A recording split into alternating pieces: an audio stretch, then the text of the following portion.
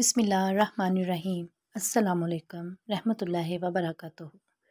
एक रियासत में एक बूढ़े शख्स को रोटी चोरी करते पकड़ा गया। इलाके के कुछ लोग इसे पकड़कर वक्त के काजी जज के पास ले गए। काजी ने बूढ़े बाबा से काफ़ी सवालात किए, लेकिन बाबा ने कोई जवाब नहीं दिया। बिलाहर काजी ने फैसला यूँ सुनाया, बाबा जी रोटी चोरी करने के जुर्म में 1 दिरहम रुपया $, तंदूर के मालिक को बतौर जुर्माना अदा करेगा। ये सुनते ही लोगों ने फातिहाना नारे लगाने शुरू किए। काजी साहब ने कहा कि ठहरो, अभी फैसले की दूसरी किस्त बाकी है। सब लोग समझे कि अब शायद बाबा को कैद की सज़ा भी होगी, लेकिन काजी के फैसले ने सबको हैरत में डाल दिया।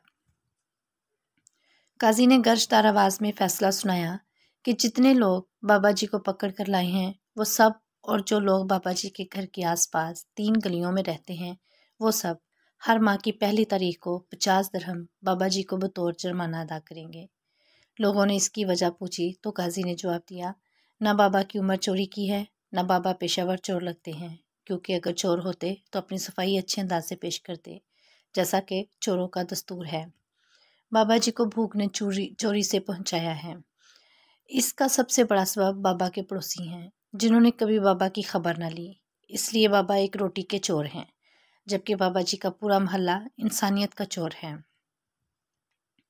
जो सज़ा मैंने सुनाई है हकीकत में तुम्हारा फ़राइज़ था जो तुम अदा ना कर सके, इसलिए इसको जुर्म का नाम दिया गया। काजी के फैसले ने बाबा जी की आंखों से आंसू निकाल दिए, जबकि तमाशबीनों की गर्दनें झुका दी।